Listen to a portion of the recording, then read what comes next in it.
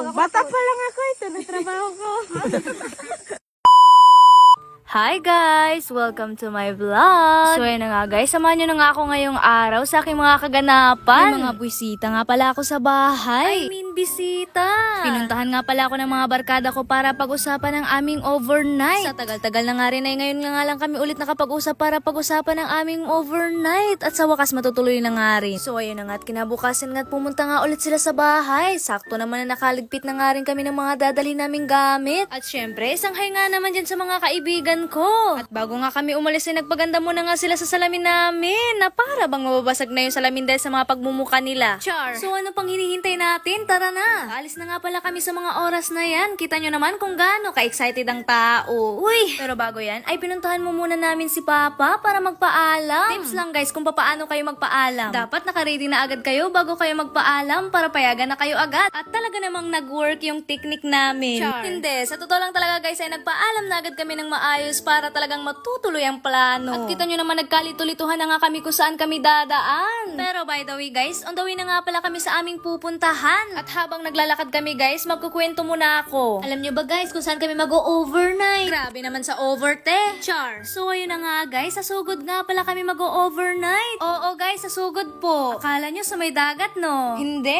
Kaya excited ako dahil sa sugod nga pala kami ng kaibigan kong si Isa Dako mag-overnight. At hindi pa kasi ako nakakapunta sa sugod nila. Kaya excited na akong pumunta. Dahil gusto kong makita kung gaano kaganda ang mga tanawin doon. Sa haba-haba nga pala ng nilakad namin ay nakarating na nga rin pala kami sa tindahan nila Auntie Arlene. At kaya bumili na nga rin kami ng makakain namin. At itong chicharon nga ang napili kong bilhin para mamaya. At pagkatapos nga namin bumili ng pagkain ay naisipan mo muna namin na dumaan muna sa Aplaya. So tara guys, samahan nyo kami dito sa Aplaya namin at magpicture-picture tayo. On the way na nga pala kami at dahil malapit lang din ay nilakad na nga lang namin. At grabe, kita nyo naman na kahit sa malayo pa lang kami ay talagang makikita mo na kung gaano kaganda ang sunset. Oh, pak, diba guys, ang ganda. Pero yung naglalakad hindi. Char, pasensya na kayo guys, pero basher talaga ako ng sarili ko. At so ano pa nga bang ginawa namin guys? Hindi nagpicture-picture mo muna kami. At alam nyo ba guys, habang nagpipicture-picture ako sa kanila, ay naaawa na talaga ako sa cellphone ko. Dahil paniguradong storage na naman. Pero grabe guys, kahit ganun ay napakasulit pa din dahil nga ang ganda ng sunset. O, diba? Kita nyo? At pagkatapos nga namin mag-picture-picture, ay umalis na nga rin kami dahil dumidilim na. At so, ayun na nga, dumating na nga yung tura-tura na sasakyan namin. Sa totoo lang talaga guys, ay dapat maglalakad lang kami, pero buti na lang ay pinuntahan ni Isa si Uncle Kajong para ihatid na lang kami. Sa ganun nga ay para mabilis na nga lang kaming makarating at hindi na kami mapagod sa paglalakad. Medyo malayo-layo pa rin kasing lalakarin namin kung maglalakad kami. At so, ayun na nga guys, bumaba na nga pala kami. Pero syempre, nagpasalamat muna kami kay Uncle Kajong bago kami magpatuloy sa aming paglalakad. Ulan sa mga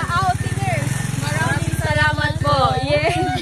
Dito nga pala guys ay maglalakad na lang kami papunta sa sugod dahil malapit na lang din daw ang sugod nila Isa dito. Pero bago yun ay dumaan muna nga pala kami sa bahay nila Alexus. Naisipan kasi namin na bisitahin bisitahin at kamustahin si Alexus sa bahay nila. At pagkapasok nga pala namin sa bahay nila ay nagulat nga ako. Nakita ko kasi siyang may bali sa binti at ngayon ko lang din nalaman. Minsan na lang kasi kami magkita ni Alexus at ngayon ko lang ulit siya nakita. At grabe, binatang-binata na talaga si Alexus. Pero by the way guys, medyo natagalan nga kami sa bahay nila dahil nagkwentuhan mo muna nga kami. At pagkatapos nga namin makipagkwentuhan ay nagpaalam na nga rin kami. Medyo dumidilim na rin kasi at ayaw na namin magpatagal pa dahil marami pa kaming gagawin mamaya. At habang naglalakad nga kami guys ay nag-holding hands na nga kaming dalawa ni Jana sa mga oras na yan. Medyo natatakot na kasi kami dahil gabi na. At syempre nag-holding hands kaming dalawa para pag hinila ako ng aswang imnida ay kasama ko siya. Char. At so yun na nga guys, sa haba-haba nga pala ng nilakad namin ay finally nakarating na nga rin kami sa sugod nila.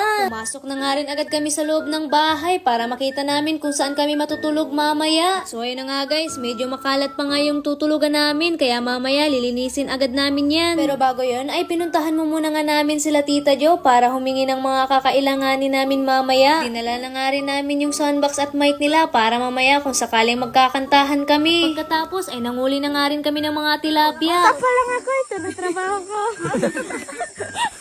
At so yun na nga guys, nanghuli na nga pala kami ng mga tilapia dyan. Medyo mahaba-habang oras nga palang nilaan namin para makahuli kami ng tilapia. At sa wakas, sa haba-haba nga ng oras na nilaan namin, ay nakahuli nga kami ng 3 tilapia. At grabe guys, ang lalaki ng mga tilapia nila. Pagkatapos nga namin manghuli ng mga tilapia, ay nanguha naman kami ng mga kamatis. At pagkatapos nga pala namin manguha ng mga kamatis, ay sinunod naman namin na kumuha ng mga pechay. At nang makakuha na nga kami ng mga kailangan namin sa pagluluto, ay dumiretso na nga kami sa kusina. At so ayun na nga guys, magsa-start na nga pala kami magluto. Sinimula na nga palang hugasan ni Jana ang mga pechay. At sila J-Chris naman ay sinisimula na nga rin nilang linisin ang mga tilapia. Nilaga na nga rin pala namin yung mga pechay na kinuha namin. At pagkatapos ay nilagyan na nga namin ng kalamansi at toyo yung kamatis na hiniwa-hiwa na para sa mga tilapia mamaya. At nagsimula na nga rin pala akong magsaing. 2 beses ko nga pala tong binanlawan bago ko sinalang. At pagkatapos ko nga magsaing ay sinunod naman namin na lutuin ang pansit kanton. At pagkatapos nga naming lutuin ang pansit kanton ay sinala na nga namin para maalis ang tubig. At pagkatapos nga nun ay sinimula na namin itong lagyan ng sauce at sinamahan din namin ng konting pechay na hiniwa-hiwa. At kasabay nga nun ay minekos-mekos na namin ang pansit kanton hanggang sa magmukhang ganto. O diba ang sarap? At pagkatapos nga namin sa pansit kanton ay sinimula na nga naming ihawin ang mga tilapyang nahuli namin. At nang maluto na nga namin ang mga tilapia ay sinunod naman namin lutuin ang mga hotdog. At dumating na nga ang pinakahihintay namin. Dahil finally, natapos na nga naming lutuin ang lahat ng mga lulutuin namin. At nilalagay na nga namin ito sa dahon ng saging. At sa wakas guys, ito na nga pala lahat ng naluto namin. Oh guys, ano kayo dyan? Ang sarap no? At pagkatapos nga nun ay nagpray muna kami bago kami magsimulang kumain. Maraming salamat po sa blessing na binigay niyo po sa amin ngayon. Naway po sana mabusog po kami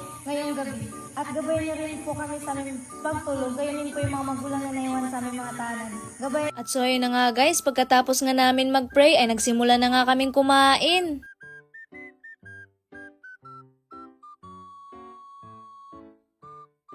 At pagkatapos nga namin kumain ay pinangligpit na nga namin yung mga pinagkainan namin. Ako na nga rin na naghugas ng mga pinggan na ginamit namin sa pagluto. At pagkatapos ko nga palang maghugas ng mga pinggan at mag-toothbrush ay naghilamos na nga kami ng mga pagmumuka namin. At pagkatapos nga namin maghilamos ay dumiretso na agad kami sa kwarto. At so ayun na nga guys, matutulog na nga pala kami. Sa totoo lang guys, anong oras na nga rin pala kami nakatulog nun? Dahil nga nanonood pa kami sa cellphone ng mga palabas na dinownload namin. Kaya natanghalian na nga kami gising kinabukasan. Pagkagising ko nga ay agad-agad na nga rin ako nag-toothbrush. Naabutan ko na nga rin na nagluluto na ng kamuting bagin si J-Chris. Maaga nga pala siyang nagising sa amin. At pagkatapos nga nun ay nagkape na nga kaming lahat. At pagkatapos nga pala naming magkape ay pumunta agad kami kung saan kami nang huli ng mga tilapia. At grabe, ang ganda pala dito tuwing umaga. Kitang-kita mo nga yung mga tilapia, ang lalaki. So ayun na nga guys, ipapakita ko sa inyo kung gaano kaganda ang view dito. Tara, silipin natin. Ganito nga pala ang view sa harapan ng bahay nila.